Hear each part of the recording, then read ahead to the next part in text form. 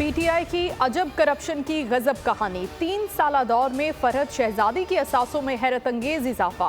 Chairman PTI की front person के ज़ाहरी असासों में 420%, खुफिया असासों में 15,300% का इजाफा। पंजाब में स्मोक के जहरीले साए, जुज़वी लॉकडाउन प्रोग्राम में तब्दीली। लाहौर समेत 8 अजला में मार्केटें आज और कल खोलने की इजाज़त। रेस्टोरेंट्स, सिनेमा और जिम भी खुले रहेंगे। शॉपिंग मॉल्स और मार्केटें हफ्ते और इतवार को बंद रहेंगी। मेडिकल स्टोर्स, पेट्रोल पंप्स, तंदूर, बेकरीज और डेयरी शॉप्स मुस्तस्ना। इंग्लैंड से टाकरा, शाहीनों की ईडन गार्डन्स कोलकाता में भरपूर प्रैक्टिस।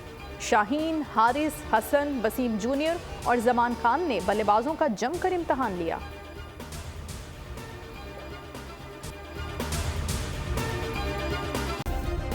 सब्सक्राइब करें और बेल दबाएं ताकि कोई खबर रह न जाए।